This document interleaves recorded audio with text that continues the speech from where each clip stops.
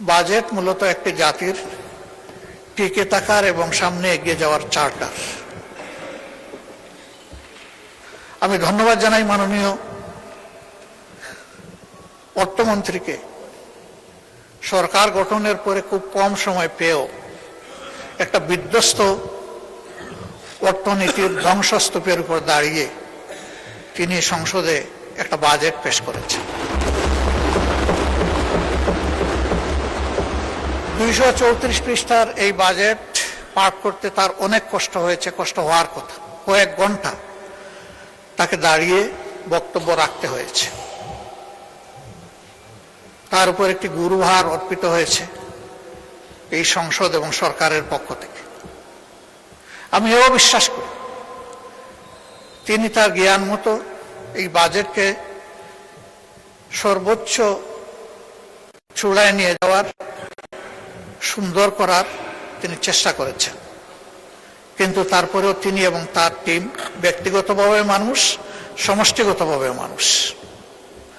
মানুষের কোনো প্রয়াস সম্পূর্ণভাবে ভুলের ঊর্ধ্বে হওয়ার প্রশ্নই ওঠে না। এর মধ্যে ত্রুটি এবং ঘাটতি থাকবে, এটাই স্বাভাবিক। এটা আমি করলেও থাকত। বিরোধী দলের কাজ হচ্ছে ওয়াচ ডগের কাজ করা।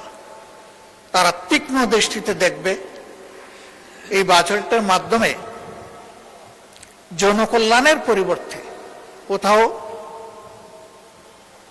জনগণের কোনো ক্ষতি হচ্ছে কিনা, এবং বিশেষ করে সমাজের ন্যায্যতার ভিত্তিতে যাদের পাওনা আছে তারা বঞ্চিত হচ্ছে কিনা, এবং কোনো জায়গায় জনগণের অর্থের অপচয়ের প্রস্তাবনা আছে কিনা, এই বিষয়গুলো দেখা মূলত বিরোধী দলের কাজ। সরকারি দলের বন্ধুরা বিরোধী দলের সমালোচনাকে কেউ কেউ ওয়েলকাম করেছেন, আমি তাদেরকে ধন্যবাদ জানাই। আবার কেউ কেউ বিরক্তি প্রকাশ করেছেন, আমি তাদেরকেও ধন্যবাদ জানাই। এইসব বৈচিত্র্য নিয়েই এই সংসদ, এই বৈচিত্র্য থাকুক।